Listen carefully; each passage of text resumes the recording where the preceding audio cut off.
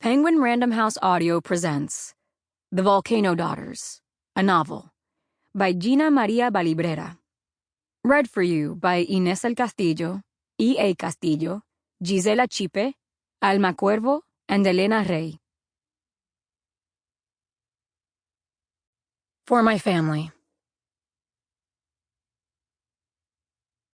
It appears to be a typical banana republic, except, of course, that it does not export bananas.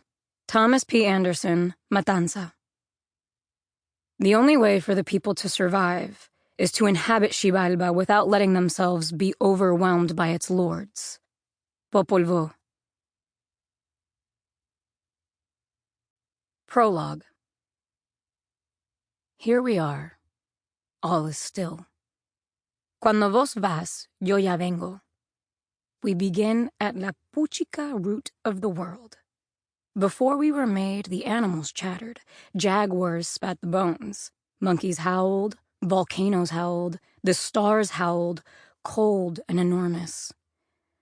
Someone listened and chose to destroy them, miren que, with a pair of large and ordinary hands. And after, those large hands that had made the beasts felt only emptiness. They itched to create something that could also create, beings that could carry life's bright blue thread through years and years.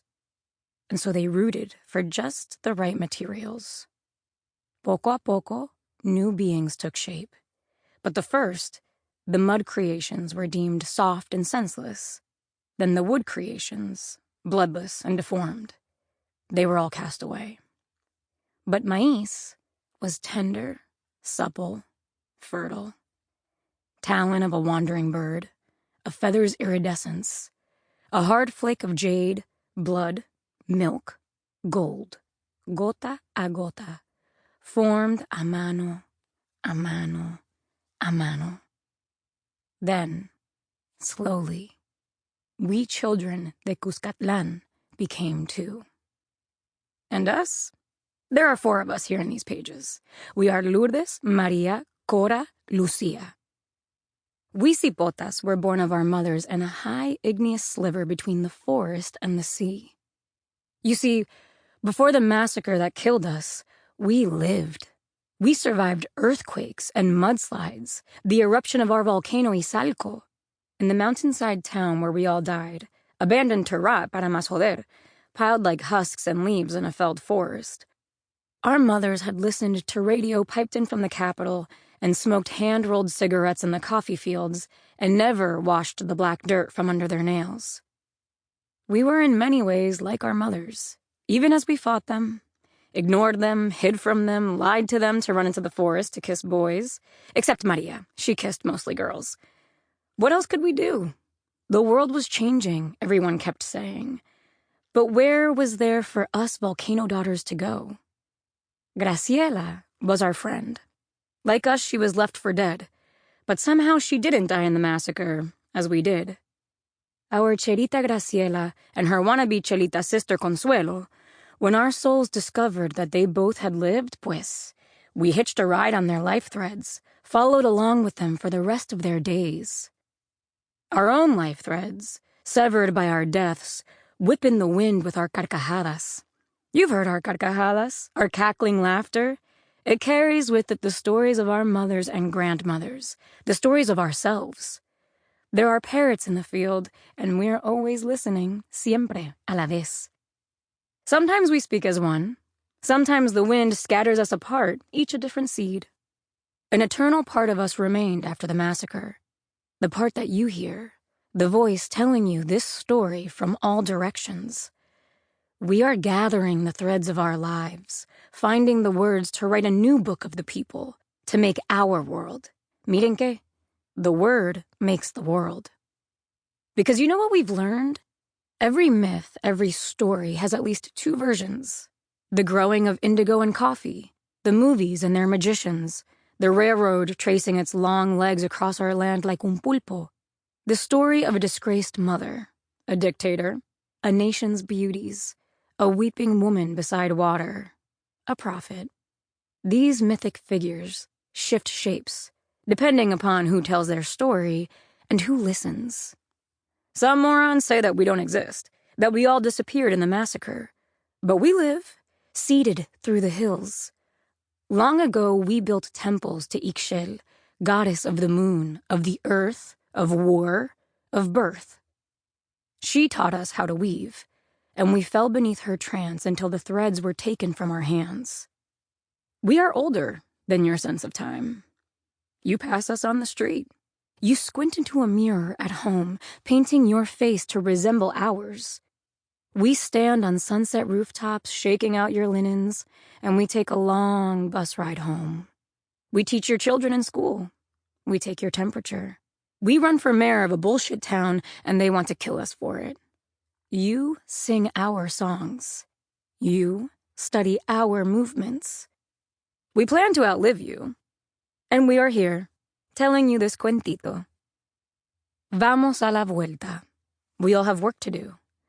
Lourdes is putting everything in order, rewriting the archives. Maria is charming whomever she pleases and slipping them a knife in case they need it. Corita is walking a field of bone-rich soil. Lucia is making sense of the dilution of skin. We are dead, but we sing, we cackle, we lose our shit, we tell you exactly what we think. We don't always agree. We do not tap dance. More on that later. Trust us when we take your hands. We'll bend time to tell you about nuestra hermana Graciela and that fucking warlock who held her captive. We'll chase her sister, that silly güerita Consuelo, around the world. Consuelo, we adore her too, the idiot. And oye, la Gina, let's not forget her. She's the one putting our words on this page for you. We're talking to you right now, Gina. Mind if we call you that? It's what guanacos call las Ginas, those cheap plastic flip-flops. But we wouldn't expect you to know that, pocha. Yes, you're salvi tú. You've done your research, Chele. You're muy educada. You're helping us tell our story. But fíjate, don't get carried away with la poesía, ¿me entiendes? Don't forget to listen. These words are ours. These stories ours. And so now, all is silent and waiting. All is silent and calm. Listen to us. It begins. Part 1. 1914 to 1932, with a brief stop in the 1880s. Chapter 1.